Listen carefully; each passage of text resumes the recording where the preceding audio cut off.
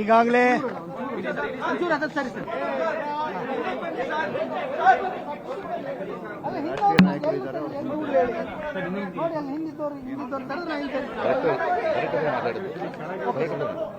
ಮಾತಾಡ್ಬೋದಾ?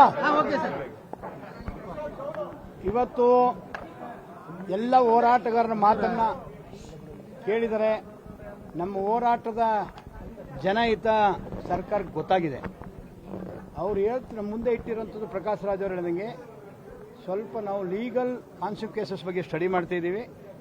15ನೇ ತಾರೀಕು meeting fix ಆಗಿದೆ. 15ನೇ ತಾರೀಕು ಸರ್ಕಾರದ ನಿಲುವನ್ನು ಪ್ರಕಟಿಸ್ತೀವಿ ಅಂತ ಹೇಳಿದ್ರು.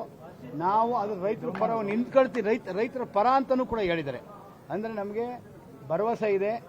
ನಮ್ಗೆ ಮತ್ತೆ ಜೊತೆಗೆ ಸ್ವಾಧೀನ ಪ್ರಕ್ರಿಯೆಯನ್ನು ಮುಂದಿನ ಮೀಟಿಂಗ್ ಆಗುವವರೆಗೆ ಅದರಲ್ಲೇ ಸ್ಥಗಿತಗೊಳಿಸ್ತೀವಿ ಅಂತ ಹೇಳಿದರೆ, ಇದು ಮೊದಲನೇದಾಗಿ ಬಹಳ ಭೂ ಸ್ವಾಧೀನ ಪಡಿಸ್ಕೊಳ್ಬೇಕು ಅಂತ ಮುಂದಾಗಿದ್ದಂಥ ವಿರುದ್ಧ ಹೋರಾಟದಲ್ಲಿ ನಮಗೆ ಜಯ ಸಿಕ್ಕಿದೆ. ಮುಂದಿನ ಹೋರಾಟಗಳ ಬಗ್ಗೆ ಅಲ್ಲಿ ಸಾವಿರಾರು ಸಂಖ್ಯೆಯಲ್ಲಿ ಜನ ಇದ್ದಾರೆ ಫ್ರೀಡಂ ಪಾರ್ಕಲ್ಲಿ, ಅಲ್ಲಿ ನಾವು ಮಾತಾಡ್ತೀವಿ. ನಮ್ಮ ನಿಲುವು ಇಷ್ಟೇ, ಭೂಮಿ ಯಾವುದೇ ಕಾರಣಕ್ಕೂ ಬಿಟ್ಕೊಡಲ್ಲ ಅಂತ ನಮಗೆ ನಂಬಿಕೆ ಇದೆ ಸಿದ್ದರಾಮಯ್ಯನವರ ಮೇಲೆ. ಮುಂದೆ ಉಗ್ರವಾದ ಹೋರಾಟಕ್ಕೆ ಅವಕಾಶ ಕೊಡೋದಿಲ್ಲ ಅವರು. ನಮ್ಮ ಹಿತಾಸಕ್ತಿ ಕಾಪಾಡ್ತಾರೆ, ಫುಲ್ ರದ್ದು ಮಾಡ್ತಾರೆ ಅಂತ ವಿಶ್ವಾಸ ಇದೆ.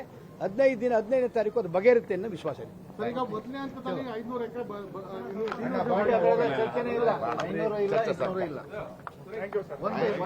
ಒಂದು ಇಂಚು ಇಲ್ಲ, 5 ಇಂಚು 400 ಅಲ್ಲ. ಅವೆಲ್ಲ ಬಿಡಿ, ಆ ವಿಚಾರಕ್ಕೆ ಹೋಗಲ್ಲ. ನಾವು 1 ಇಂಚು ಇಲ್ಲ ಅಷ್ಟೇ.